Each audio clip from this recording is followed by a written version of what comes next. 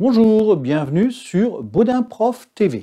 Alors, toujours dans notre procédure budgétaire, nous allons voir maintenant comment établir le budget des investissements. Alors, il faut savoir que le budget des investissements, on va prévoir les acquisitions d'immobilisation. Des investissements, ce sont des achats de machines qui vont rester longtemps. C'est pour ça qu'en comptabilité, on parle d'immobilisation. Alors, quels sont les projets d'une entreprise? Une entreprise peut décider de s'agrandir, d'acheter un nouveau local, etc. Donc, on peut investir dans des constructions.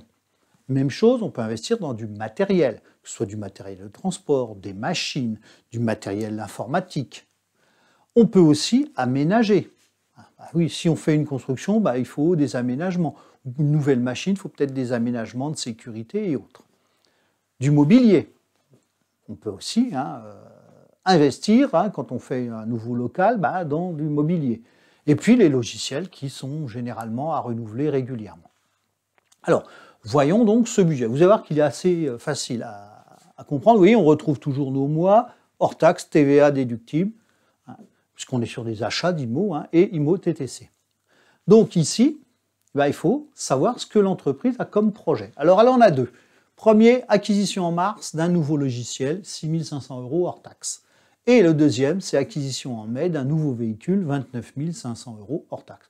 Voilà, c'est simple, on va placer les éléments dans le mois. Donc, 6 500 au mois de mars. On calcule la TVA déductible à 20%, donc vous voyez, 6 500 fois 20%, 1300. Et puis le TTC, on additionne les deux, donc 7 800. Donc voilà notre projet. En mars, il faut que notre trésorerie puisse supporter 7 800 € de dépenses, tout compte fait. On arrive en mai. On a donc 29 500 € d'un véhicule. La TVA de ces 29 500, donc 20% de 29 500, ça fait 5 900. Et donc un TTC de 35 400. Et là, vous voyez que l'investissement est plus lourd. Donc il faut que notre trésorerie puisse supporter ces 35 400.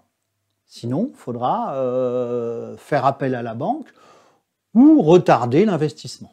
D'où, vous voyez, l'intérêt de travailler le budget de trésorerie.